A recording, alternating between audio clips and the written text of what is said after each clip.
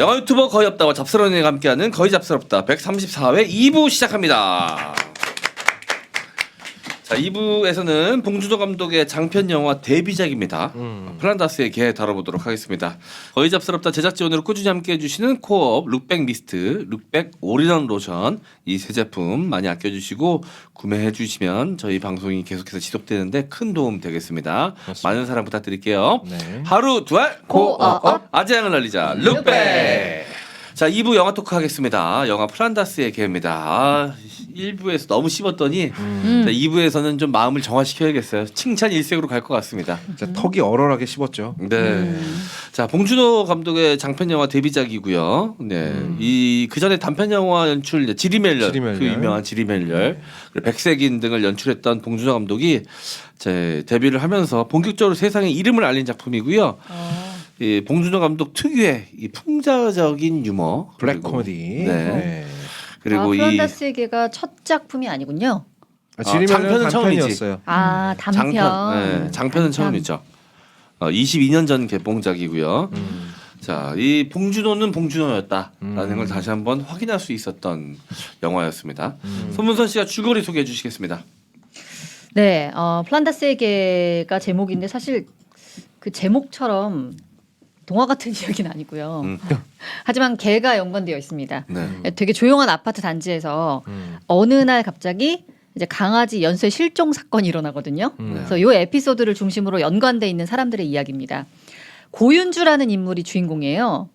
고윤주가 이제 이성재 씨가 연기한 인물이고요. 고윤주는 뭐 대학원까지 나온 인재라고 할 수 있는데 교수 임용에 떨어지고 거의 뭐 백수로 지내고 있어요. 아내 눈치만 보면서 살고 있죠. 또 아내는 임신한 상태에서 이제 혼자 직장을 다니고 있고요.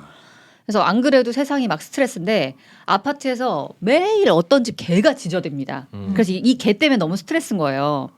근데 어느 날 아파트 복도에 풀려서 이렇게 나와 있는 시추 한 마리를 보게 돼요. 그래서 아, 이놈이 그놈이다 싶어가지고 얘를 몰래 잡아서 처음에는 아파트 옥상에서 던져버리려고 하죠. 근데 이제 누가 올라와요 아파트 옥상에. 그래서 실패하고 뭐 이렇게 뭐 목매달아 죽이려고 하다가 안 되고 결국 아파트 지하실에 버려진 옷장 속에 개를 가두고 도망갑니다. 그래서 이렇게 딱 그냥 끝나는 줄 알았는데 이후에 또 어디서 개 짖는 소리가 나는 거예요. 알고 보니까 자기를 맨날 괴롭히던 그 개소리의 주인공이 자기가 가뒀던 그 시추가 아닌 거예요. 어떤 혼자 사는 할머니가 키우는 치와와가 있는데 그 개가 매일 짖는 개였고 자기가 엉뚱한 개를 갖다 놓은 거예요. 그래서 와, 내가 엉뚱한 개를 죽게 만들었나 싶어가지고 네. 허둥지둥 막 지하실에 내려가 보니까 시추는 뭐 이미 죽었어요. 그리고 그거를 변경비로 나옵니다. 변희봉 네. 선생님이 연기했고요. 변경비가 보신탕으로 끓여 먹었어요. 네, 그래서 개 주인이 개 좋아하시는 분은 이 장면이 조금 불편할 수 있습니다. 네. 지금 같으면 그 이 역을 아무도 맡고 싶지 않을 거예요. 맞아요. 그러고 보니까 이분은 아무도 맡고 싶지 하지 않은 않는 역할을. 것만 계속 그렇게 하셨네요. 네. 네. 아니 네. 이 영화의 주인공인 이성재 씨, 이성재 씨는 사실 공공의 적에서도 네. 샤 딸신으로 샤워 딸신으로 그리고 이제 근친 범죄, 그쵸, 이제 폐륜 범죄. 폐륜범죄, 친족살인, 폐륜범죄의 범인으로 나와가지고 CF도 다 잘리고 네. 힘들었는데 그 전에 이게 더 먼저지. 이게 더 먼저죠. 공공의 적보다 이게 먼저 아닌가? 네, 제가 알기로는 비슷한가? 그런데 공공의 적이 잠깐만 이게 2000년 영화란 말이에요. 플란다스의 공공의 개가. 적이 2002년 개봉. 맞네. 2000년 초반에 개 쓰레기 역할은 이성재 씨가 다 했네요. 아니 그 개를 이렇게 아파트 옥상에서 던지는 역할인데 네. 아 이성재 씨가 이걸 했어요, 그죠? 네. 어쨌든 근데 좋은 영화가 나왔습니다 덕분에. 네. 저기 본인 인생 끝장났고요. 네. 그래서 어쨌든 아파트에서 개 주인이 이제 초등학생 꼬마애로 나오거든요. 이 초등학생은 막 전단지까지 돌려 붙이면서 개를 찾고 있는데 윤주는 그 개를 죽인 거고 그거를 또 경비원이 몰래 먹고 있는 이런 상황이죠. 블랙 코미디 같은 상황이죠. 근데 이렇게 해프닝으로 끝이 났냐? 아닙니다. 윤주가 그 할머니가 키우는 치와와를 결국 몰래 훔쳐가지고 그 개를 아파트 옥상에서 던져버리고 말아요. 네, 윤주가 이성재 씨입니다. 네. 네. 아, 연쇄 살견범이죠. 그렇죠. 네. 네. 근데 첫 번째 개를 이제 본인이 직접 죽인 건 아닌데 어쨌든 죽게 만들었고. 그렇죠. 근데 하필 이 할머니 치와를 던질 때 건너편 다른 동 아파트에 박현남이라는 애가 이제 배두나 씨가 연기한 인물이에요. 현남이가 옥상에 올라와 있다가 그걸 우연히 보게 돼요. 네. 그래가지고 박현남이 개를 던진 범인이죠. 윤주를 잡으려고 미친 듯이 달려갑니다. 자, 근데 이제 현남이 왜 이 개 던진 사람을 미친 듯이 잡으러 추격을 하냐가 중요하잖아요. 현남은 아파트 관리사무소에서 일하는 경리입니다. 그래가지고 원래 시추 주인 그 초등학생이 전단지 돌릴 때부터 알고 있었어요. 강아지가 네. 없어졌다는 거를. 그래가지고 개 던지는 걸 딱 보니까 아, 저 범인이 계속 개를 죽이고 있구나 생각을 한 거예요. 첫 번째는 이거고 두 번째는 현남이가 이제 격리로 나오는데 이 시대 배경을 좀 봐야 되는데 IMF 직후거든요. 그래서 아마도 많은 청년들이 이제 취업난의 어려움을 겪고 있는 상황인 것 같고 현남도 뭐 격리를 하고 있지만 본인이 원래 하려던 일은 아니었던 것 같아요. 네. 그래서 어쨌든 하루하루 그냥 살아가는데 어느 날 뉴스를 보다가 은행 강도를 온몸으로 막아낸 은행 여직원을 보게 돼요. 이게 원래 새마을금고인가 그랬을 거예요. 원래. 실제 있었던 사건이요? 그래서 그 여직원이 뭐 이제 상 받고 뉴스에도 나오고 유명해지고 이제 이런 걸 TV에서 보는데 그걸 보고 약간 로망을 갖게 된 거예요. 와, 나도 저 언니처럼 되고 싶다. 나도 저렇게 범죄자 잡아가지고 TV에 나오고 유명해지고 싶다. 이런 로망을 갖게 된 거예요. 기본적으로 애가 좀 단순하고 좀 그쵸. 바보 같은 면이 좀 있죠. 네. 그리고 뭔가 되게 딴 사람 잘 도와주고. 그래가지고 윤주가 그 개 던지는 장면을 딱 보니까 잡아야겠다 생각을 한 거죠. 그래서 미친 듯이 추격을 하는데 코앞에서 놓치고 맙니다. 자, 요런 사건이 이제 일어났었고 한편 이제 윤주의 이야기가 또 나오는데 윤주는 이제 백수잖아요. 그렇죠. 네, 대학 동기 모임에 나갔다가 네. 선배한테 한 얘기를 듣게 됩니다. 학장한테 뇌물을 먹여가지고 교수 자리를 꿰찬 동기가 있었는데 이 동기가 이제 학장하고 술을 너무 많이 마셔가지고 네. 너무 만취해서 전철에 치여 죽었다는 얘기예요. 그래서 이 얘기를 들은 다음에 안 됐다 안 됐다 하고 있는데 이 얘기를 해준 선배가 야, 그 자리 공석이다. 그러니까 어쩌면 너한테는 되게 좋은 기회다. 그러면서 1,500만 원 정도만 준비해 놔라. 이거 되게 소소한 돈이다. 라는 얘기를 하죠. 근데 윤주의 통장 잔액은 한 15만 원 정도 있었나요? 16만 20원인가 그랬어요. 네, 그래서 1,500만 원을 구할 데가 없잖아요. 그래서 윤주가 급히 막 동기들한테 한 명 한 명 다 전화를 돌려가지고 돈을 빌리려고 하는데 안 되죠. 그래서 그렇게 절망하고 있는데 아내가 웬 푸드를 한 마리를 안고 들어와요 그날. 너무 깜짝 놀랐죠. 왜냐하면 자기가 이제 개 짖는 소리 때문에 스트레스 받아가지고 개를 2마리나 그렇게 만들었는데 아내가 강아지를 안고 온 거예요. 거기다가 자기는 이제 교수 될 돈이 없어가지고 막 빚내려고 이렇게 하고 있는데 딱 봐도 비싸 보이는 강아지를 안고 오니까 뭐 어디서 이렇게 비싼 개를 가져왔냐 이러면서 이제 부하가 치밀어요. 돈 이런데 쓸 때가 아니라고 얘기하는 야, 넌 지금 남편이 지금 이제 교수가 되는 모양이냐 해가지고 이렇게 돈 구하려고 지금 죽을 똥을 싸고 있는데 거기서 어디서 이렇게 비싼 개를 사와 이러면서 짜증을 내죠. 근데 그나마도 바로 깨갱합니다. 왜냐하면 백차기 백수니까. 지 돈이 아니니까. 네네네. 아내가 가장이거든. 그렇죠. 아 약간 PTSD 오더라고요. 옛날 네 모습 보는 거다. 왜 옛날에 그렇게 돈 없을 때 잘해줬다면서요. 야, 그렇게 망고를 데리고 온 거야? 아, 그렇게 온 건 아니고요. 망고의 입양은 누구야? 형이에요, 누나야? 내가 하자 그랬어. 내가 하자 그러는 바람에 지금 산책, 똥 치우는 거 다 제가 하잖아요. 다 괜히 그랬다 싶어요. 지나고 나면 다 후회뿐인 것을. 망고 너무 예쁘잖아요. 하지만 망고는 후회하잖아요. 네. 네. 그렇습니다. 어쨌든 근데 아내는 이 개한테 순자라는 이름까지 붙여주고 굉장히 애지중지하죠. 왜 하필이면 순자일까요? 아. 네, 어쨌든 네. 순자라고 하고. 네. 그래서 윤주가 어쩔 수 없이 개를 돌보는데 산책을 데리고 나갔다가 순자를 잃어버리고 맙니다. 그래가지고 이제 윤주의 아내가 그날 저녁에 개 잃어버렸다고 엄청 구박하죠. 그 뭐 집어던지죠? 망치, 집어던지죠. 호두 깨던 망치. 존나 아팠을 거예요 그거. 그게 발에 맞아가지고 윤주가 자기도 너무 욱한 거야. 왜냐면 하루 종일 찾았거든. 윤주도 욱해가지고 망치를 던져가지고 유리창이 깨져요. 근데 아내가 그때 갑자기 너 그 개가 어떤 개인 줄 아냐 이러면서 가슴 아픈 이야기를 합니다. 그 개 순자 내 퇴직금 받아서 산 개다. 내가 언제 내가 번 돈 제대로 한 번이라도 써봤냐. 퇴직금 받고 처음 내 돈 주고 산 게다 그거. 그리고 퇴직금 그거 사고 나머지 1,500만 원을 내가 너 교수 되는데 써보려고 했는데 아 내가 바보였다 막 이런 얘기를 해요. 이 아내 역할 맡은 배우가 고수희 뚱뚱한 배우가 약간 뚱뚱하단다. 덩치 큰 배우가 고수이고 아내분은 성함이 어떻게 돼요? 김호정 배우요. 김호정 배우 맞아요. 연기 잘하던데. 그 차가운 연기 되게 잘하시죠. 네. 진짜 네. 연상 아내 같았어. 네. 2살 연상이죠. 아, 그리고 사실 아내가 거의 만삭의 몸이었어요. 네. 그래가지고 이제 임신 중이었는데 옛날에 뭐 그런 게 제대로 뒷받침이 안 됐었죠 제도가. 그래서 어느 날 그냥 갑자기 회사에서 잘린 거예요. 그래서 퇴직금 받았던 거죠. 네. 그래서 윤주가 이제 어떻게 무조건 순자를 찾아야 되는 상황입니다. 그래서 윤주가 전단지를 만들어 붙이면서 순자를 찾기 시작하고요. 근데 현남이는 윤주가 그 개를 죽인 범인인 것도 모르고 뭐 요즘에 아파트에서 계속 개들이 이렇게 없어진다. 당신이 3번째다 지금. 그러면서 윤주의 딱한 사정을 두고 같이 순자를 찾게 됩니다.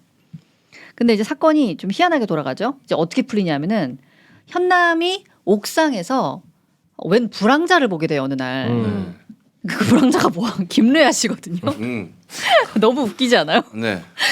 그때는 별로 안 유명한 배우였나 봐요, 그렇죠? 영국판에서 좀 유명했고. 어. 네.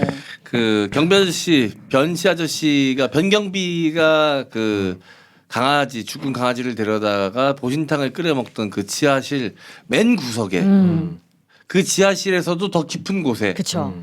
그 옷가지들이 쌓여져 있는 곳에서 거기 파묻혀 있어. 파묻혀서 네. 먹고 자고 하고 있었죠. 그러니까 이것도 되게 좀 이렇게 연상되는 게 어. 기생충에서도 어. 그 주인들이 캠핑 가서 그 집에 다 들어서 놀잖아요. 그 지하실에 누가 있는지 모르고. 그렇지. 근데 그 지하실에 또 누가 숨어 있었잖아요. 어. 그런 것처럼 불황자도 변경비도 모르는 곳에 숨어 있던 네. 제일 하층에 있는 사람이죠. 변경비보다 더 하층민. 그쵸. 네. 이란 그렇죠. 뜻이죠. 네. 그래서 어쨌든 이 불황자를 보게 되는데 불황자가 순자를 잡아서 구워 먹으려고 불을 피우고 있었던 거예요. 그래서 이제 현남이가 순자를 안고 급하게 도망을 가죠. 불황자가 막 현남을 쫓아오는데 엘리베이터에서 거의 뭐 잡힐 뻔하지만 현남의 친구 고수희 배우죠. 현남의 친구가 나타나서 불황자를 거의 뭐 반 박살내고 잡게 돼요. 네. 그래서 현남이 순자를 되찾아가지고 윤주한테 돌려주고 요렇게 범인 아닌 범인을 이제 불황자죠. 불황자를 잡고 이 일로 뉴스 인터뷰까지 하게 돼요 현남이가. 그래서 자기 이제 TV 나올 거다. 이제 유명해진다 이렇게 기대를 하는데 결국 자기 모습은 TV 안 나오고 인터뷰 잘리죠. 젊은 세대의 꿈은 그렇게 짓밟혀진다. 네. 뭐 이런 상징을 좀 담고 있는 것 같았습니다. 네. 게다가 이렇게 열심히 해서 개 찾아줬는데 잘렸죠. 자리를 너무 비운다는 이유로 음. 관리사무소에서 이제 격리직도 잘리고 맙니다. 네. 그러니까 결국 이제 개를 죽인 진짜 범인은 윤주인데, 이성재인데. 네 이성재. 윤주는 순자도 되찾아봤고, 그리고 아내 퇴직금으로 결국 교수도 되고 이렇게 되는데 아무 죄도 안 지었던 불황자는 범인으로 잡혀가고, 그다음에 열심히 뛴 현남이는 일을 잘리고 이렇게 된 거예요. 네. 네. 그래서 어쨌든 화가 나서 막 이제 술을 진탕 마신 현남이가 그날 윤주를 만나는데 윤주도 그날 교수 그러니까 학장을 만나가지고 술을 마셔서 만취된 상태예요. 아, 그 학장 폭탄주 돌린 솜씨가 예술. 야, 야, 기가 막히더라고. 네. 폭탄주 위에 덮었던 휴지 벽에다 붙이는 거. 아, 네. 보통 천장에다 붙이는데. 네. 벽에다 붙이더라고. 많이 해본 솜씨. 그래서 윤주가 그날 이제 많이 취해가지고 술김에 양심에 그나마 이제 가책이 있었는지 현남한테 사실 그 자신이 개를 던진 범인이라고 거의 실토하듯이 다 이제 말을 하거든요. 네. 근데 현남이 모른 척을 한 건지 아니면은 끝까지 모른 건지 그게 뭐 정확히 보여지진 않는데 제가 보기에는 모른 척 했다고 생각했거든요. 그냥. 아무튼 이제 그런 에피소드가 이제 둘이 있고 마지막에 결국 이제 윤주는 원하던 교수가 됩니다. 돈을 먹였으니까. 네. 근데 뭔가 교수가 됐는데 표정이 밝지 않죠. 좀 강의 우울한 장면 표정이죠. 마지막에 강의 장면이 나오죠. 네. 근데 뭔가 우울한 모습으로 나오고 현남이 잘렸고 이제 친구랑 뭐 이렇게 산에 오르는 모습이 나와요. 원래 옛날부터 멀리 여행이나 한번 가지 뭐 이런 얘기를 했었거든요. 근데 둘이 산에 오르는 모습은 좀 밝은 모습이에요. 네. 그렇게 요게 끝납니다. 이제 그 윤주 이성재가 강의실에서 강의하는 모습하고 또 연결되는 부분이 있는 게 빔 프로젝트로 이제 영상 강의를 하려고 커튼을 닫으라고 합니다. 근데 그 전에 이제 강의실의 창문을 통해서 윤주가 바깥에 있는 숲을 바라보거든요. 근데 이제 커튼이 닫히면서 그 숲과 단절되는 듯한 모습이고 마지막에 반대로 배준하는 그 숲 안으로 들어가는 모습으로 영화가 마무리가 됩니다. 그 숯불 장면이 이성재가 처음 영화에서 전화 받는 그 모습과 굉장히 유사합니다. 네. 그때만큼의 순수함이 닫힌 상태죠. 교수가 돈 주고 교수가 됐으니까. 네. 그런 느낌 들었어요. 저는 그 자연을 약간 도교 사상처럼 무의자연 뭐 이런 것처럼 자연을 인간성으로 약간 비유한 것 같은 느낌. 그래서 인간성 중산층이잖아 사실. 중산층보다 좀 아래인데 상승 욕구가 강한 중산층이지. 지식인 결국은 계층이라고 지식인 봐야겠죠. 계층이지. 근데 결국은 자기보다 하층민 가장 밑에 있는 건 동물이고 그 밑에 하층민들 동물과 그 밑에 하층민들을 밟고 올라서서 좀 더 상위 계층으로 올라가면서 마지막 인간성과는 차단되고 배두나 이제 가진 것 없는 배두나는 그 어떤 작은 꿈 하나 인터뷰 하나 방송에 나가는 것도 그런 작은 꿈 하나도 이루어지지 못한 채 회사에서 잘리지만 그래도 인간성을 잃지 않는 모습 뭐 이렇게 보여졌습니다. 저의 느낌은 그랬어요. 되게 다층적인 의미를 담고 있는 영화고 좀 뭐랄까요 해석을 하려고 들면 정말 끝도 없이 해석이 되는 영화예요. 맞아요. 네. 좋은 영화의 특징이죠. 네. 그러니까 저는 이제 되게 봉준호 감독이 한동안 이제 영화 감독으로 입봉하고 입봉이란 말 일본 말이라고 그러대요. 데뷔를 하고 이것도 프랑스 말이네요. 뭐라고 해야 됩니까? 감독으로서 장편 감독으로서 시작을 하고 네. 그래도 우리나라 말 한자어인데? 없나? 한자어인데. 그러네. 우리말 없나 진짜? 마수거리. 우리말은 마수거리. 우리말은 80%의 한자어와 18%의 순 우리말, 2% 내외 외래어로 구성되어 있기 때문에 시작이 딱 잘못된 표현은 아닙니다. 네. 시작. 그건 입봉이라고 합시다. 그래요? 입봉이 좋네요. 감독 도움 닫기. 감독 출발. 네. 감독 발판 네. 뭐가 됐든지 간에 네. 무슨 얘기를 하다가 그리고 그 전에 좀 이렇게 백수 기간이 좀 있었어요. 그지같이 지냈던 기간이 그때 약간 자기에 대한 자괴감을 근데 언제나 봉준호 감독은 개인적인 이야기로 시작을 하는데요. 그걸 사회로 다 확장시킵니다. 그러니까 그냥 상처받은 자기만으로 캐릭터를 만든 게 아니라요. 네. 이 땅의 모든 비겁한 지식인들을 대표하는 캐릭터를 하나 만든 거예요. 이게 저는 이게 노란색이랑 빨간색의 대비가 굉장히 눈에 들어왔거든요. 자, 연쇄적으로 걔를 죽인 건 이제 이성재가 다른 때는 빨간색 옷을 안 입고 있어요. 맞아. 근데 아파트에 살고 있는 사람이잖아요. 아파트에 살고 있는 이성재가 걔를 납치해서 살해할 때, 그러니까 완벽한 계획 범죄를 저지를 때는 빨간 모자와 빨간색 티셔츠를 입고 있어요. 그리고 이성재를 잡으려고 달려가는 배두나는요. 노란색 옷을 입고 있어요. 배두나를 응원하는 사람들 노란색 옷을 입고 있단 말이에요. 당시 이제 노무현 대통령이 아직 대통령 되기 전인데 부산에서 계속 출마를 하면서 바보 소리를 들었던데요. 근데 여기서 배두나가 뭘로 나옵니까? 바보로 나오잖아요. 근데 여기서 배두나가 바보인 것은 얘가 진짜 지능이 떨어져서가 아니에요. 오히려 되게 순진할 정도로 남의 선의를 믿고 있었기 때문에 맞아. 바보처럼 보이는 거죠. 그러니까 마지막에 이성재가 자기인 걸 거의 고백하려고 드는데도 불구하고 배두나는 그런 생각 자체를 안 해요. 왜? 내 눈앞에 있는 이 사람이 악의를 가지고 행동했다라는 사실 자체를 상정할 줄 모르는 거예요. 그러니까 바보는 바보죠. 그러니까 인간의 본심을 믿는 거예요. 그런 캐릭터인 거죠. 그래서 저는 이게 되게 정치적인 영화로 보였거든요. 아파트라는 공간 자체가 그렇습니다. 그러니까 이 아파트라는 공간 자체가 좀 많이 나가는 거지만 오늘 내가 용각산 좀 할게. 상관없어요. 대한민국의 민주주의라고 생각해봐요. 근데 그걸 창설때 허락 받으면 되는 거야? 용각산 허락 받아야 돼. 용각산 저작권자. 아니 저도 그렇게 생각했었어요. 특히 옥상 씬의 뒤에 환호하는 관객들은 완벽히 정치적인 모습이었습니다. 그렇습니다. 누가 봐도 노사모를 떠올리게 하는. 이 영화 배경은 노사모 탄생 전이긴 합니다만 노무현이 부산에서 계속 떨어지긴 시절은 맞아요. 네. 네, 노사모 탄생 결성 전은 맞아요. 네. 그러니까 그때 이미 노무현의 팬덤은 있었잖아요. 그럼요. 네. 충분히 노무현을 상징할 수 있는 내용이긴 합니다. 그러니까 그렇게 본다면 네. 그렇게 본다면 근데 계속 노무현이 부산 지역에서 낙선했단 말이에요. 그러니까 왜 이런 바보 같은 도전을 하느냐. 근데 노무현 전 대통령이 항상 그래 진심이 통할 거라고 생각했다는 거죠. 바보같이. 네. 그리고 빨간색은 뭐예요? 대대로 우리나라 보수 정당을 상징하는 색깔입니다. 빨간색이 되게 튀지 않아요. 이성재가 딱 그때만 맞아요. 내내 무채색으로 입고 다니다가 딱 그때만 빨간색 옷을 입어요. 맞아요. 네. 그래서 저는 이 자체를 만약에 대한민국 민주주의라고 본다라면 비겁한 지식인 엘리트층이 결국 권력 안으로 들어가는 이야기고 그러면서 그 권력과는 아무런 상관없는 정의로운 마음을 품고 있는 소시민은 한 발짝 더 밀려나는 이야기고요. 그리고 또 아이러니하게도 이 빨간색 옷을 입고 있는 그 비겁한 지식인이 집어던져서 개가 죽잖아요. 그거를 최하층이 주워 먹어요. 그리고 최하층민은 그것까지 먹지도 못하고 그것까지 뒤집어 쓰고 감옥에 가고 자기 건 줄 알고 먹었던 게 이게 뭐 잘하면 이제 뭐 경제 그 전두환 대통령 시절에 어떤 그런 급격한 경제 발전의 어떤 열매 같은 게 되겠죠. 이런 거 한번 먹었다가 그대로 딸려 들어가요. 이게 아닌데 먹었다고.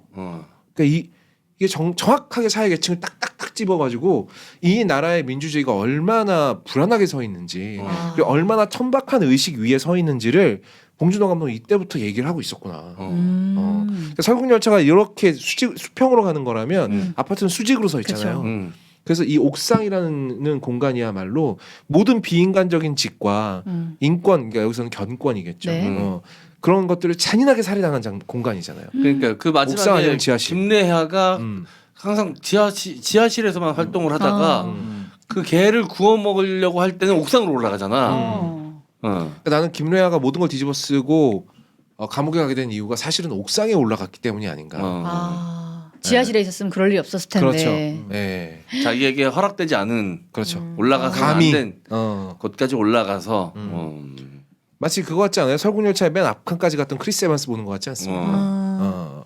그러니까 이런 것들이 그러니까 김래화의 진짜 죄는 감히 네가 계층을 타고 올라가? 라는 것이었다는 것이죠. 그렇게 되게 해석할 수도 있겠다. 재밌다. 오 영화 평론가. 내가 오늘 오후부터 이 영화 보면서 존나 대가리 깨지는 줄 알았다고. 야 재밌다. 아니 근데 이것도 이제 거업의 해석이니까 또 다르게 해석할 수도 있는 거예요. 예. 그리고 그냥 이거 다 걷어내고 그냥 우리 집단 이기주의를 나타내는 아파트 공간으로만 봐도 이 영화 충분히 재밌어요. 네. 아니, 저는 예전에 기생충 얘기할 땐가 거업이 이제 그런 얘기를 했잖아요. 자세히는 기억 안 나는데 이런 맥락이었던 것 같아요. 뭐 계층이라면 밑에 있는 계층들끼리 충분히 힘을 합쳐서 그렇죠. 위에 계층한테 대항할 수 있고 충분히 어떻게 할 수 있는데 지네끼리 싸워서 문제다. 그러다가 질이 멸렬하잖아요. 네, 근데 여기서도 약간 그런 게 느껴지더라고요. 그렇죠. 자기네끼리 서로 막 이렇게. 그러니까 을들의 전쟁이라고 하잖아. 그렇죠. 결국은 을들끼리 싸우다가 자기네들끼리 지치고 볶다가 끝나는 이야기. 좀 그렇게 보이기도 했었죠. 그 가장 처절하게 비웃고 있는 사람이 역시 주인공이죠. 비겁한 지식인 계층. 그러니까 소위 권력에 자기는 다른 척하면서 사실은 그 내가 다른 척했던 건 나한테 먹일 만한 돈이 없었기 때문이고 나한테 그 기회가 돌아오지 않았다 뿐이었는데 그 기회가 어디서부터 오냐 그러면 누군가의 불행한 죽음으로 시작이 돼요. 그걸로 인해서 그 기회가 나한테 오는데 그 기회를 잡으려면 돈이 있어야 돼. 근데 나 돈이 없잖아. 근데 돈이 생기니까 냅다 갖다 바치면서 아내한테 뭐라 그래요? 나는 나중에 교수 되면 절대 받아먹지 말아야지 이러잖아요. 근데 과연 안 받아먹을 수 있을까요? 자기가 1,400만 원을 내고 교수가 됐는데 그거 이상을 안 받아먹을 수 있는 인간이 존재할까? 그러니까 소위 이제 권력한테 다리를 벌린 비겁한 지식인 계층을 가장 통렬하게 비웃고 있죠. 네. 저는 그 강아지를 이제 보신탕에 끓여서 먹는 건 이제 변희봉 배우잖아요. 변경비잖아요. 이것도 이 캐릭터가 왜 할아버지였을까도 좀 고심되는 포인트더라고요. 뭐 생각하는지 알겠네요. 네, 저는 그런 이 변경비가 늘 그냥 개는 잡아먹는 거라고 평생 그렇게 알고 살아왔잖아. 그렇게 살았을 거 아니야. 동네 개 떠돌이 개 정도 잡아먹어도 아무도 뭘 안 하고 그런 삶을 살아왔잖아. 그러니까 이 사람한테는 그게 죄의식의 문제가 아니야. 하던 거 하는 문제란 말이야. 근데 그걸 결과적으로 봤을 때는 그 개의 주인은 다음 세대 아니야. 아이가 주인공이잖아. 아이가 주인이잖아. 그렇죠. 그들의 먹거리 혹은 그들의 미래를 아무 생각 없는 그냥 그렇게 살아온 대로 살아가는 노인들이 빼앗고 있다. 네. 전 이런 느낌이 들더라고요. 그럼요. 그 노인들이 만들어낸 공간이 또 아파트이기도 하고요. 그리고 되게 재밌는 것이 변희봉이 그게 이제 죄의식은 없지만 그게 죄라는 건 알아요. 이 애완견은 그렇게 죽이면 안 되는 존재라는 그러니까 지하실로 끌고 가지고 들어가는 거잖아요. 그쵸. 진짜 죄가 아니라고 느껴지면 그냥 위에서 하겠죠. 근데 그럼에도 불구하고 내 이득을 위해서 이 한 그릇의 보신탕을 위해서 그 모든 걸 집어 던지는 거죠. 미래 그 아이가 그 경비로 일했으면 그 아이가 그 강아지 끌고 다니는 거 분명히 봤을 거예요. 전단지도 돌렸는데. 그럼요. 애타게 100% 찾아볼 봤을 알 건데 텐데. 그 모든 미안한 마음이라든지 이런 거 그냥 후한무치하게 던져버리고 그냥 한 그릇 보신탕과 바꾼 거죠. 예, 그게 보신탕이라는 굉장히 야만적인 음식으로. 보신탕은 물론 먹을 수 있습니다. 그 식용을 목적으로 키워진 강아지들을 안전하게 도축해서 먹는 보신탕은 먹을 수 있어요. 아직까지는 우리나라에서 그게 불법도 아니고. 네. 다만 이제 사회 상규가 조금씩 바뀌고 있기 때문에. 예. 네. 참 어쨌든 보면서 난 아까 일부에서도 얘기했지만 처음에 볼 때는 아무 생각 없이 그냥 우리네 주변의 이야기를 가지고 만든 그냥 소동극 정도로 봤었는데 내 기억에 야, 이번에 보면서 이렇게 많은 뜻이 담겨져 있는 영화였구나라는 생각에 처음 본 느낌이 거의 난 처음 봤다고 해야 될 것 같아 이 영화를. 저도 사실은 20대 때 보고 그냥 이게 지리멸렬만큼은 아니네라고 생각을 했었는데 봉준호 감독이 그러니까 사실 이 영화는 따로 떼놓고 보면은요 되게 날카롭고 좋은 작품이긴 한데 그렇게 인상적이진 않아요.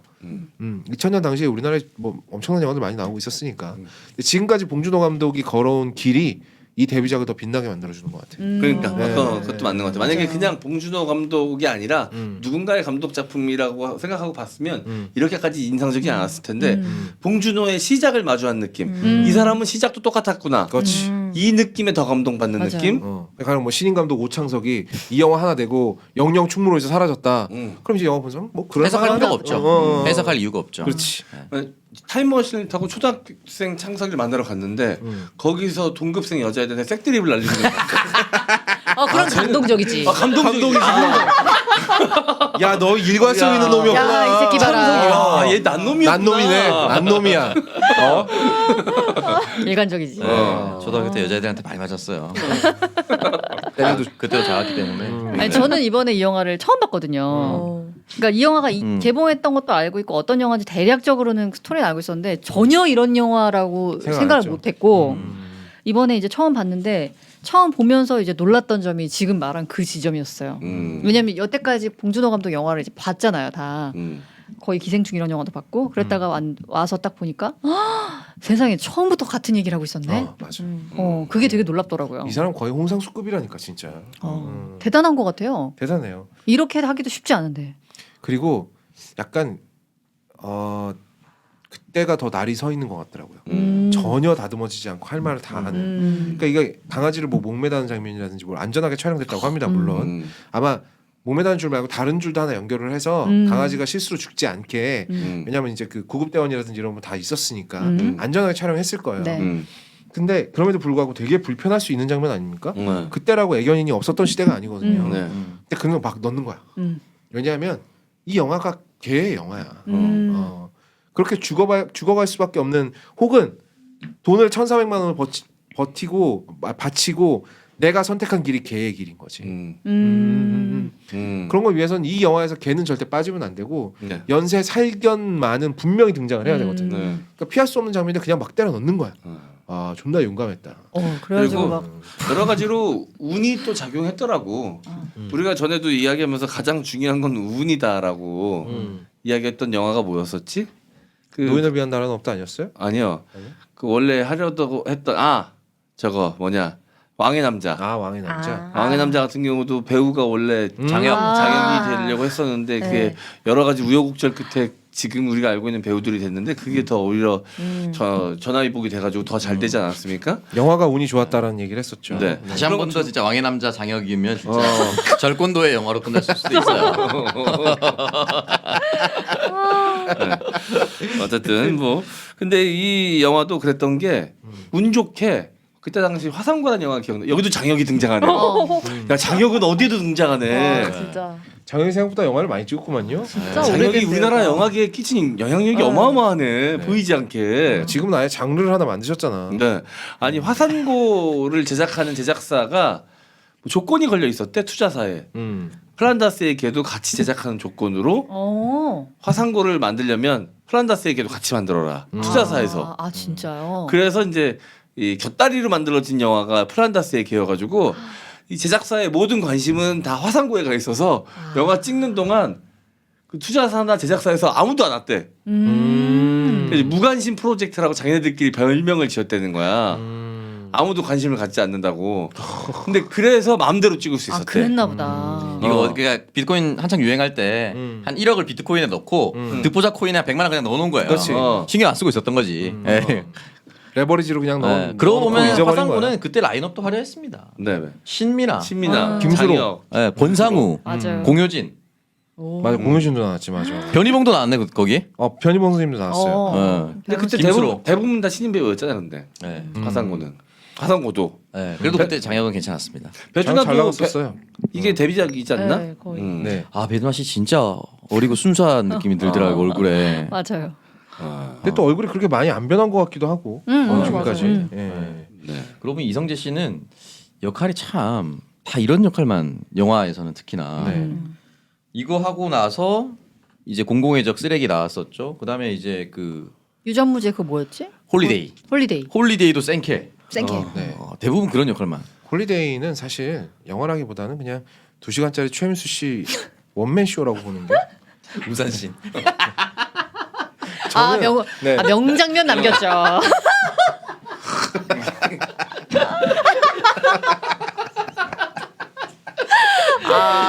네네. 비지스 노래 나오면서. 그거 하나 남겨도. 아 병원에 그 병원신 존나 웃긴 거 있는데 병원 그 이성재한테 당해요. 네. 당해서 병원에 입원한 최민수가 의식이 돌아오는데 너무 아픈 거야 맞은 데가. 근데 아프니까 화가 나잖아. 그러더니만 막 병원 다 때려 엎어요. 그러더니만 뒤로 싹 돌아보니 옷 가져와 이런단 말이에요. 맞아 머리 막 풀어. 존나 아막그 시간 그러니까 이 홀리데이에서 좀 최민수 씨 진짜 기기묘묘합니다 진짜.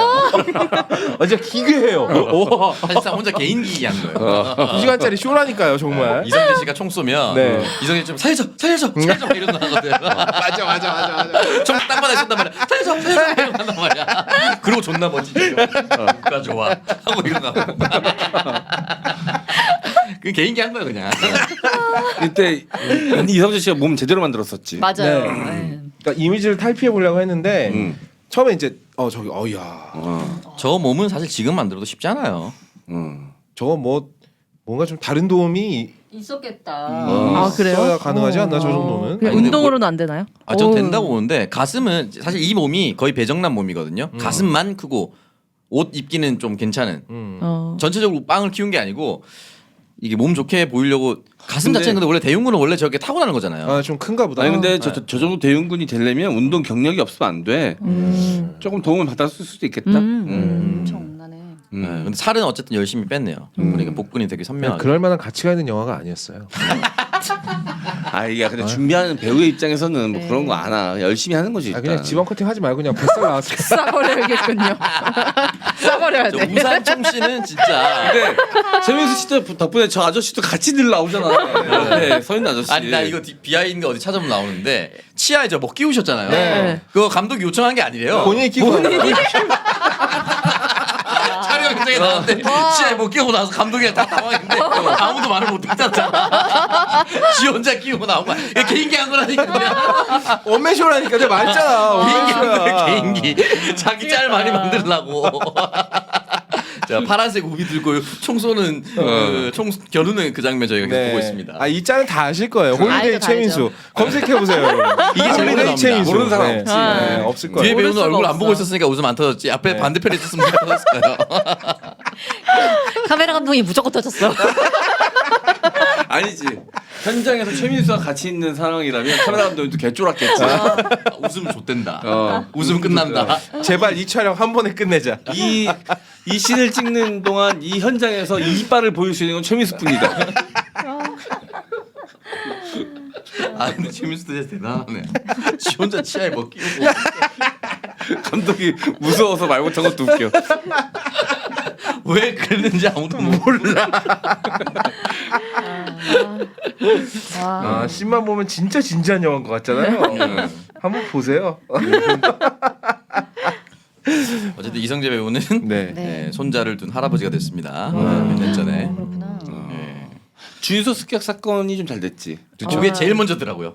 주유소 습격 사건 이거 그다음에 공공의 적. 아니요 미술관역 동물원. 아, 그러니까 이게 악역으로. 아, 악역으로. 미술관역 동물원은 그런 역할 아니니까. 그러고 보니까 약간 선역이 별로 안 나온 것 같은데. 네. 그러니까 약간 비겁한 엘리트 역으로 제일 많이 나왔어요. 이미지가 그래 딱 그런 이미지여서 그런가 보다. 공공의 적의 그 역할도 사실은 사이코패스지만 엘리트인 역할이잖아요. 어. 그러니까 약간 얼굴에 뭔가 약간 비열함이 있고 그리고 그리고 약간 뭔가 엘리트. 네, 도시적인 마스크라서 근데 그 치와와 던지는 그때부터는 진짜 아 저도 죽이고 싶더라 진짜. 맞아요. 맞아. 진짜 죽이고 싶었어 진짜. 근데 그것 때문에 할머니가 죽었잖아요. 그럼 돌아갔죠. 더 이상 이제 살 견으로 끝나는 문제가 아니죠. 어. 네. 이 영화가 그냥 그냥 평범한 영화였다면 사실 업이라는 게 있잖아. 그렇게 개 한 마리가 죽게끔 상황을 만들었고 한 마리는 직접 자기 아파트 옥상에서 던져가지고 던져고. 잔인한 방법으로 죽게 만들었으면 개긴 하지만 어쨌든 살육을 한 거기 때문에 그 업을 이 영화 내에서 받아야 돼. 어떻게든 벌을 받아야 된단 말이야. 근데 안 받지. 근데 그냥 대학 교수가 되면서 끝나잖아. 봉준호 영화답다. 다른 형식의 다른 형태의 형벌을 받는 걸로 끝나는 거지. 그래서 투박한 것 같아요. 그 봉준호의 입장에서 이걸 계속 정치적으로 해석하면 끝도 없거든요. 그걸 해석하면은 그런 사륙과 비겁한 방법을 쓰고 있는 애들이 지금 대학교 강단에 벌 안 받고 그대로 있다라고 해석할 수 있는 거죠. 네.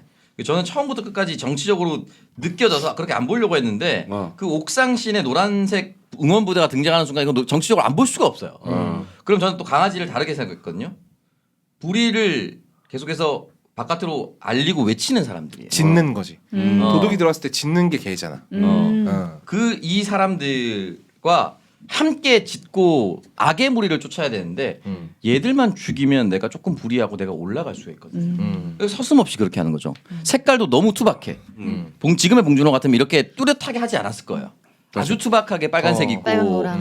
하는 것 자체가 너무 투박하기도 했고 김래아 씨는 사실은 아파트긴 하지만 이 광주 대단지 사건이라고 또 뭐 88 올림픽 전에도 있었고 여러 군데 그냥 땅굴 팔고 살던 불황자들이 우리나라에 많았습니다. 많았죠. 네. 그거 싹 밀어버리고 지금의 아파트촌을 만든 거예요. 목동도 그랬어요. 찾아보면은 원래 불황자 촌이 있었어요. 맞아요. 근데 다 밀었거든요. 어떻게 밀었냐? 처음에는 우리 안 간다 단체로 다 단합해서 합심해서 안 나간다 하죠. 근데 서서히 회유책을 펼쳐요. 조합장 찾아가서 야 너는 아파트 한 대 준다니까 왜 그러고 있어? 그러니까 한 3분의 1 빠져나가고. 절반 빠져나가오니까 나머지 사람들은 진짜 강제로 끌려 나갔습니다. 그 사람들이 어디가 살았어요? 그 아파트 밑에 있는 지하실에 산다라고 봉준호는 그러지 않았을까? 그 사람들은 다 끌려 나갔어요 억지로. 이게 또 기생충의 강제로 이주됐지. 네. 네. 기생충의 인디언하고 이어지는 거예요. 아. 인디언도 원래는 아메리카 대륙의 주인이었죠. 네. 그러다가 끌려 나왔잖아요. 네. 그러니까 원래 여기 김래아 씨는 이 아파트 단지의 원래 땅 주인이었을 수도 있어요. 네. 네. 어쨌든 참 여러 가지로 해석이 가능한 영화여서 그러네. 설명을 들으니까 더 새롭게 다가오는 또 영화입니다. 자 작가는 어땠어요? 처음 봤나요? 아니요, 저 두 번째 봤는데 진짜 어렸을 때 이 영화가 나온 지 한 1, 2년 뒤에 이모가 비디오를 빌려와서 같이 봤던 기억이 있는데 진짜 이상한 영화가 무슨 얘기하는지 모르겠고 개를 죽인다 막 그때 초등학생 때여가지고 그렇게만 느꼈는데 이번에 영화를 보면서 느낀 건 근데 이 영화를 뭐 제 동생이나 뭐 이제 학생분들이 보기에는 지금 여기 계신 분들처럼 이해하기 쉽지 않겠다.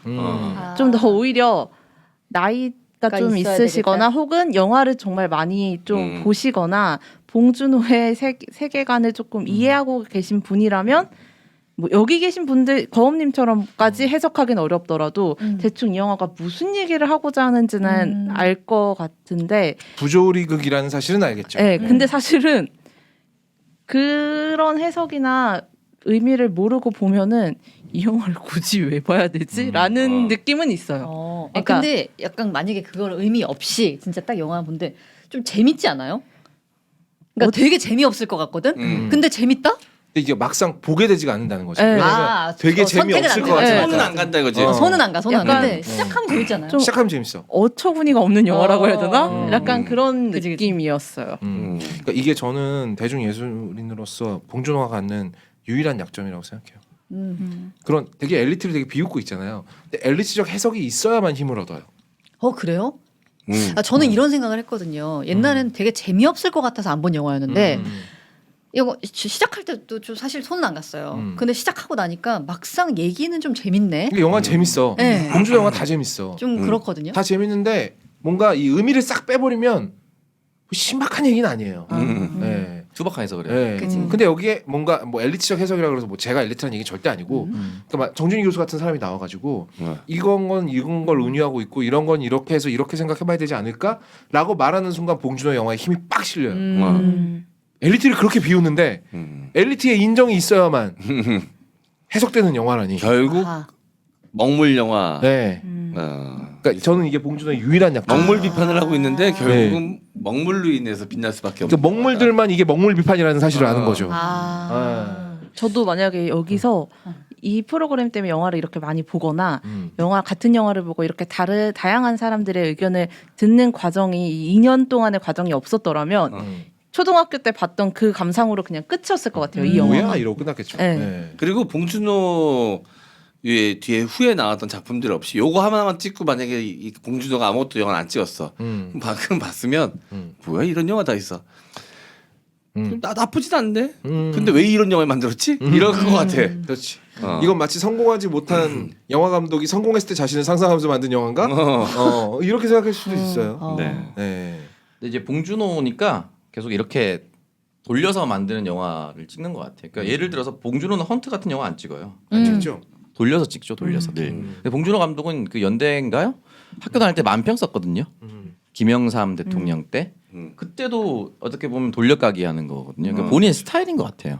네, 그런 걸 더 좋아하는 네. 거겠지. 네, 그래서 엘리트주의다라고 볼 수도 있지만 본인 스타일 자체가 돌려서 하는 걸 좋아하고. 그렇죠. 네. 근데 그러나 이건 투박하다. 기생충에 비해서 매우 투박하다. 매우 투박하죠. 네.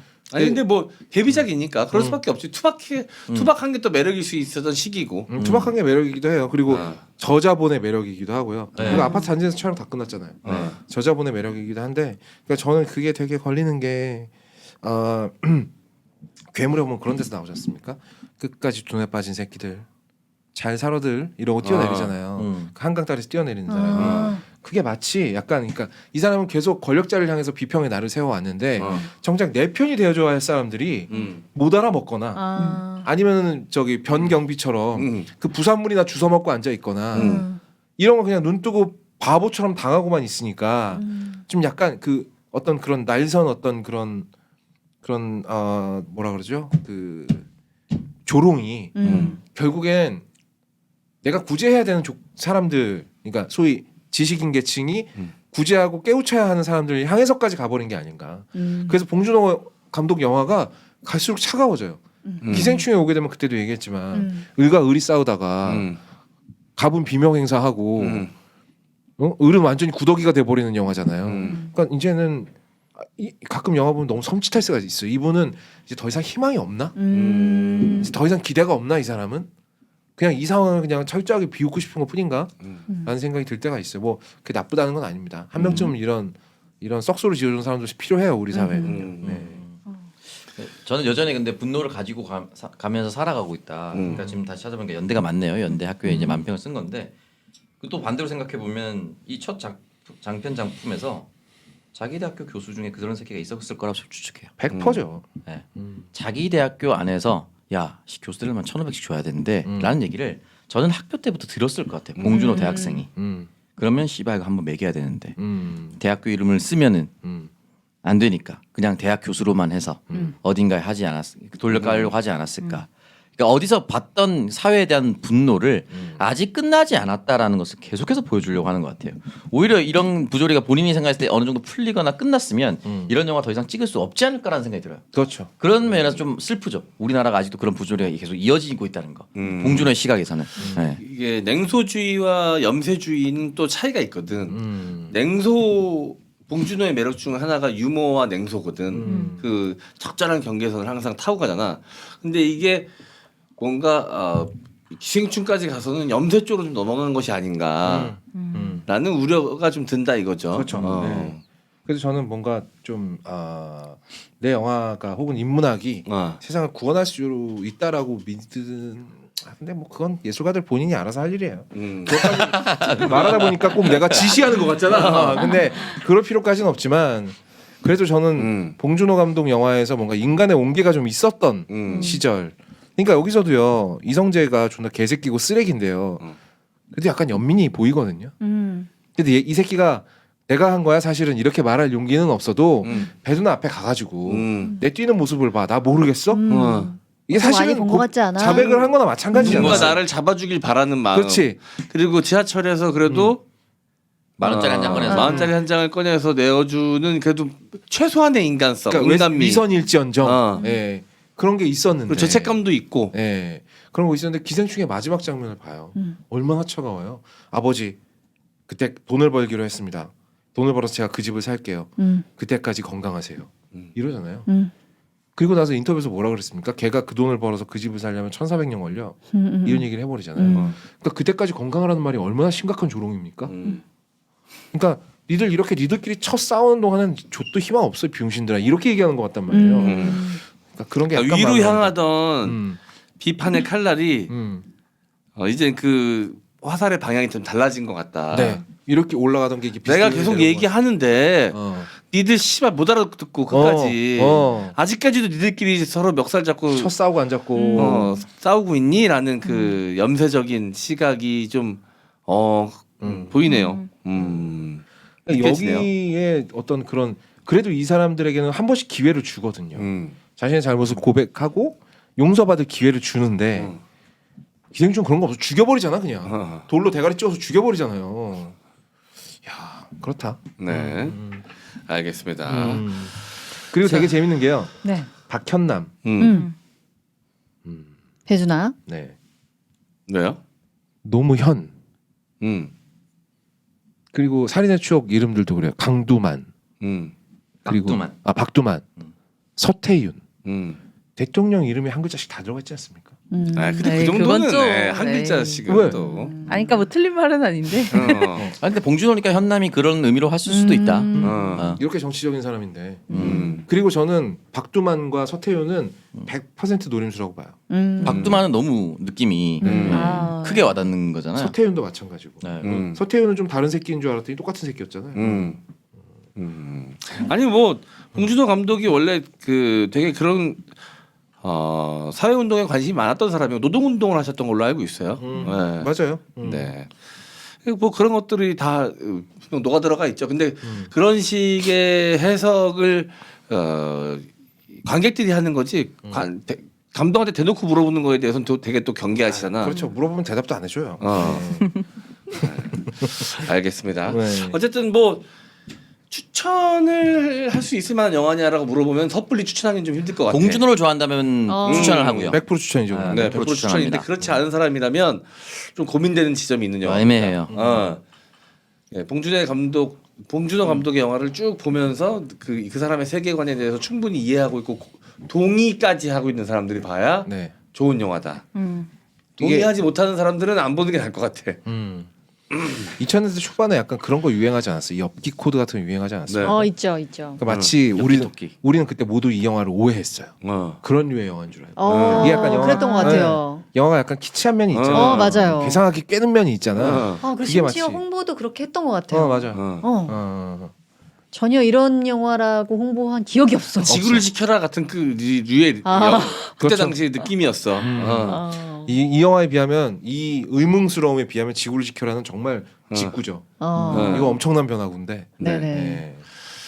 알겠습니다. 어쨌든 오랜만에 보면서 참 여러 가지를 생각하게 만든 또 봉준호 감독에 대해서 다시 한번 감탄하게 만드는 그런 영화였습니다. 또 하나 봉준호 감독 영화의 특징이요. 네. 배우한테 상당히 많이 기대입니다. 의외로 우리가 알고 있는 것보다 되게 많이 기대요.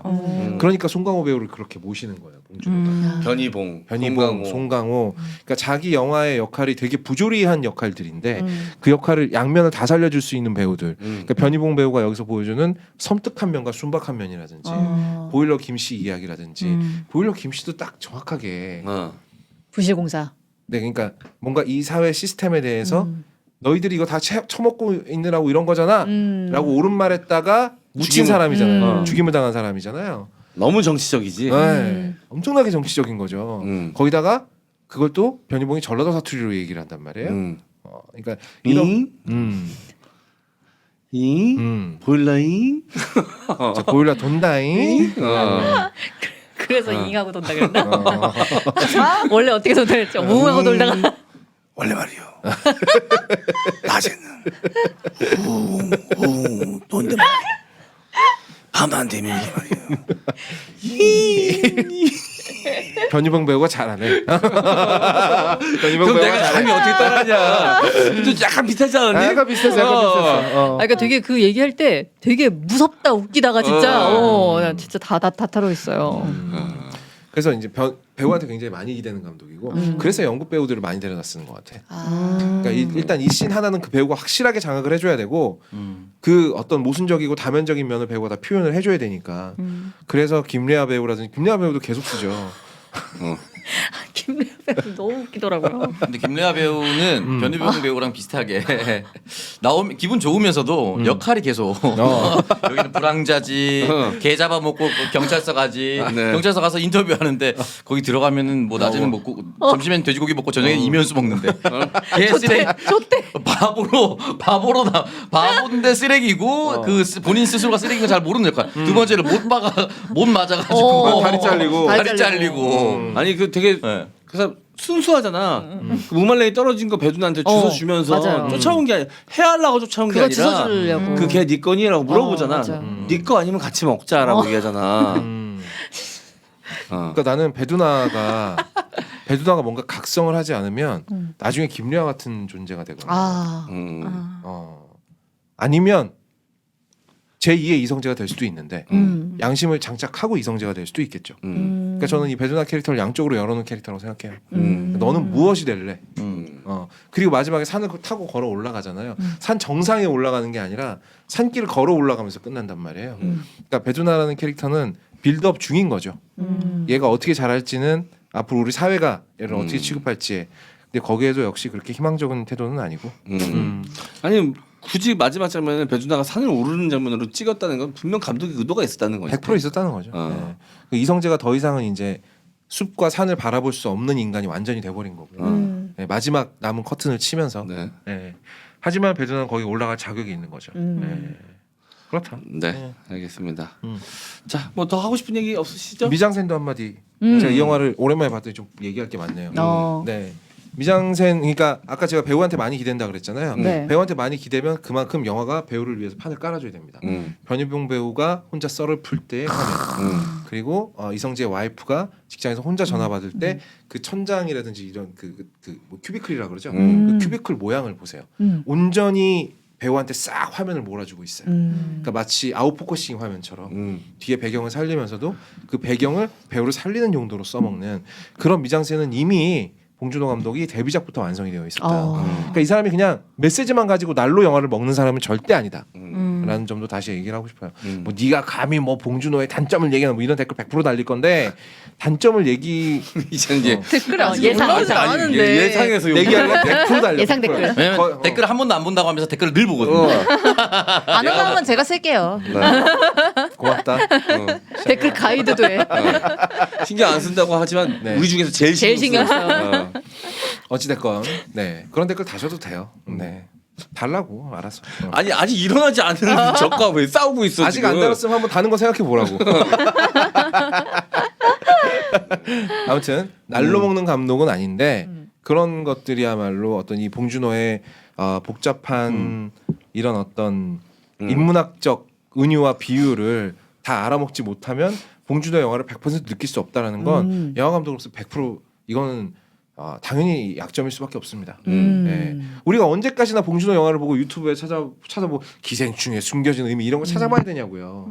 물론 기생충은 대놓고 다 드러내고 보여준 영화긴 한데 야 근데 영화 유튜버들이 봉준호 감독 때문에 얼마나 먹고 사는데. 나는 그걸로 먹고 산 거 없으니까 난 말해도 돼. 어찌됐건 나는 차라리 김수현한테 미안해야지.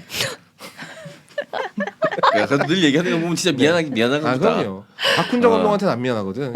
김수현한테 박훈정 감독 것도 많이 만들었잖아요. 뭘 안 미안해요. 박훈정 거를 안 만들고 가면은 미안할 필요 없지만 만들고 했으면은 어쨌든 박훈정 마녀로 뭘 1원이라도 들었으면 미안해야지. 그리고 되게 많이 까잖아. 오히려 박훈정 실력이 안 늘길 내심 아주 바라야지. 심지어 마녀는 몇 개를 만들었어 영상을. 하나도 안 끝냈어. 1편 2개, 2편 2개 해서 4개만 감독님 이것도 박훈정 거 이것도 박훈정 거. 야, 이 정도면 친구야, 친구. 절친이야. 하지만 내가 타고 다니는 차는 김수현이 사준 거야. 그래. 그거를 김수현이가 줬네. 그러니까 앞으로도 계속 그 실력으로 영화 많이 찍어주시기 바랍니다. 네. 근데 또 집은 JK 필리에서 줬거든. 그러니까 악어새야. 네. 마녀란 영화를 대하는 태도를만 봤을 때는 제가 마녀거든. 그리고 뭐 카터, 뭐 사냥의 시간 이런 감독들이 망고 간식 사주고 있고요. 사냥의 시간 맞아. 사냥의 시간. 좀 더 화이팅 하세요. 작품 수가 적어요. 그래서 내가 그 콜 감독 누구야? 이충현. 이충현 감독한테 이충현. 영화 열심히 찍으라 그러는 거예요. 연애하지 말고. 지금 연애할 때예요. 지금 그 손 멈추지 못해? 시나리오 쓰란 말이야. 어디를 만져 지금?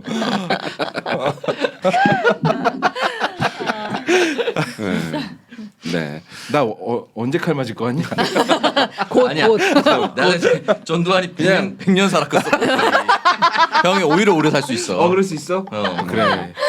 그냥 하루하루 감사하면서 살아.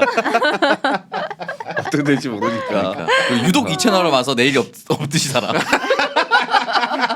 본인 채널이 있음에도 불구하고. 여기는 네 해우소냐? 우리 아버지가 그랬어. 갈 때 혼자 가는 거 아니라고. 누구 하나라도 데려가는 거. 수위가 네. 대한뉴스 때보다 대한뉴스가 셉니까? 여기가 셉니까? 대한뉴스에서는 욕도 막 합니다. 예. 아니 여기서는 욕 안 하니까. 그러니까. 일부에서 제가 마지막 욕한다 포에보라고 했잖아요. 대물 시네마에서 수위가 셉니까? 여기서 셉니까? 대물 시네마에서는 네. 순하게 가죠. 개새끼야 저거. 진짜 개새끼 아니냐? 아니 그런 얘기가 있어요. 요즘 최근에 얼마 전에 일이죠. 최근에 이제 그 구독자 수 따라잡히고 부쩍 욕을 한다고 그래서 그러니까 MZ한테 그 오정 TV에 구독자를 잡히고 부쩍 민감해져 욕한다고. 있다. 네. 뭐 또 아니라고 믿을 거야? 아니라고 안 해. 마음에 안 들어요. 아니 이해해. 솔직하게 가요. 나도 오정 TV 30만 되는 거 보면서 구독 취소했거든. 부쩍 신고가 많아졌대. 네. TV에. 이제 밟을 때가 왔어. 그럼요. 한번 밟을 때 왔어요. 수술 쳐줘야 오래 삽니다. 네. 자, 알겠습니다. M장 너도 신고했냐? 거기 너 딱 한 3개는 내가 만들었을 텐데. 거기도 출연하시지 않나요? 맞아요. 출연해요. 부쩍 그지 같은 영화들을 많이 가져간대요. 작품의 질 자체를 떨어뜨려. 컨텐츠의 질 자체를 떨어뜨리는 거. 네, 알겠습니다. 자, 혹시 뭐 저희 말 들어보시고 호감이 생기시면 보시면 될 것 같고, 나 내 스타일은 아닌 것 같다라는 건 바로 판단이 내려지실 것 같아요. 그리고 느낌대로 가시면 될 것 같습니다. 근데 이렇게 막 해석할 수 있는 영화 너무 매력 있지 않나요? 아 너무 매력적이야. 재밌어. 특히나 우리 같은 영화 프로그램에서 너무 좋지. 이야기할 게 최고지. 많으니까. 네. 그리고 아마 이제 모르시고 그냥 보시기엔 절대 잘 안 봐지지만 이렇게 우리 오늘 얘기하고 들으시고 검 얘기 듣고 보시면 되게 재밌을 거예요. 네. 그거는 저는 확신할 수 있을 것 같아요. 저는 진짜 봉준호가 못 참고 내보여주는 그런 상징들 있잖아요. 그거 참으면 훨씬 더 영화가 고급스러운 풍자가 되는데 굳이 못 참고 직설적으로 막 질러. 근데 한 번씩 그게 대놓고 지를 때가 있어. 그치. 그 뭐냐 이 기생충 같은 데서는 계속 하염없이 밑으로만 계단 내려가는 장면 같은 거는 되게 1차원적이잖아. 그렇죠. 야, 뭐 부자들이 잘 살면 니네도 잘 살게 될 거라 그랬지. 이게 니네들이 말하는 낙수 효과의 실체야. 그리고 송강호 집에 가보면은 똥물 차 있잖아요. 니들은 똥물이나 받아 먹는 거야. 이거 존나 대놓고 까는 거거든요. 그리고 뭐 지하실 걔가 이렇게 대가리 봐가지고 뭐 월남에서 돌아온 뭐 우리 박 사장님 이러는 거는요. 이건 대놓고 니들이 지금 하고 있는 짓거리가 이거야. 지금 니네가 누구한테 머리를 조아리고 있는 건지 알고는 있냐? 라고 말하는 거거든요.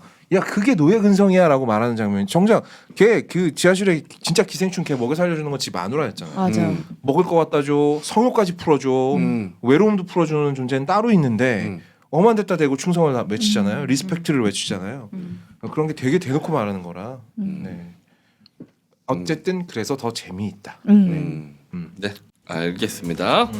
자, 오늘 2부 여기서 마무리하고요. 저희는 다음 주에 또 재미난 영화 얘기로 돌아오도록 하겠습니다. 하루 두알 코어업 아재양을 알리자 룩백 감사합니다. 안녕. 감사합니다.